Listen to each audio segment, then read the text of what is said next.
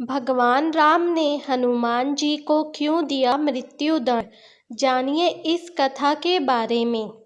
हिंदू धर्म के महान ग्रंथ रामायण के किस्से कहानियों से तो सभी परिचित हैं। हनुमान की भक्ति के बारे में भी सब जानते ही हैं। वो प्रभु राम के सबसे बड़े और प्रिय भक्त थे। फिर ऐसा क्या हुआ कि श्री राम हनुमान को मौत के घाट उतारने के लिए तैयार हो गए। यही नहीं, जब हनुमान जी को मृत्यु प्राप्त नहीं हुई तो उन पर ब्रह्मास्त्र से प्रहार भी किया। आइए जानते हैं कि ऐसा क्या हुआ था कि भगवान राम को उनके प्रिय भक्त को मृत्युदंड देना पड़ा।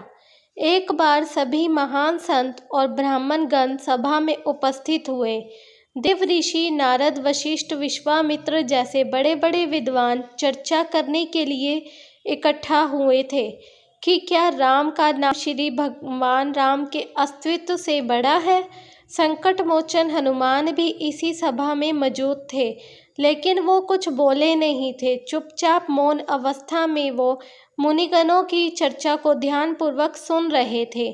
नारद का मत था कि भगवान राम का नाम स्वयं भगवान राम से भी बड़ा है और ये साबित करने का दावा भी किया। अब चर्चा समाप्त हुई तो सभी साधु संतों के जाने का समय हुआ। नारद जी ने चुपके से हनुमान को सभी ऋषियों का सत्कार करने के लिए कहा, सिवाय विश्वामित्र के। दलील ये थी कि विश्वामित्र तो एक राजा है।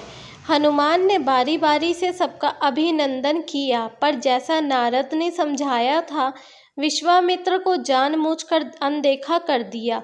अपना उपहास देखकर विश्वामित्र क्रोधित हो उठे। वो गुस्से से तमा रहे थे। विश्वामित्र ने राम भक्त हनुमान की इस गलती के लिए मृत्यु दंड देने का वचन लिया। भगवान राम हनुमान से बहुत प्रेम करते थे, लेकिन विश्वामित्र भी उनके गुरु थे। गुरु की आज्ञा न टल जाए, इसीलिए राम ने हनुमान को मृत्यु दंड देने का निश्चय कर लिया। हनुमान को जब इस बात का संज्ञान हुआ कि श्री राम उसे मारने आ रहे हैं, तो वो कुछ समझ नहीं पाए कि ऐसा क्यों हो रहा है। तब ऋषि नारद ने उन्हें राम नाम जपते रहने की सलाह दी। एक वृक्ष के नीचे बैठे हनुमान जय श्री राम का नाम जपने करने लगे। राम धुन लगते ही वो गहरे ध्यान में लीन हो गए।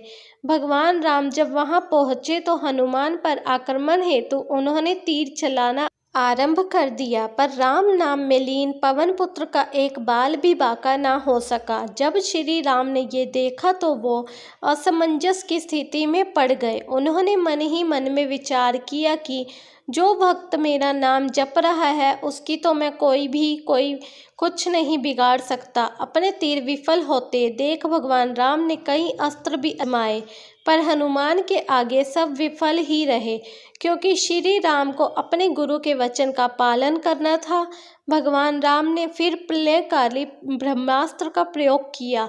भगवान राम का नाम जपते हनुमान पर ब्रह्मास्त्र का भी कोई असर ना हुआ। पृथ्वी पर प्रलय जैसे संकट बनते देख नारद विश्वामित्र के पास गए और सब सच बता दिया। इसके बाद विश्वामित्र ने राम को वचन से मुक्त कर दिया और देव ऋषि नारद ने ये सिद्ध किया कि राम नाम स्वयं भगवान राम से भी ज़्यादा शक्तिशाली है।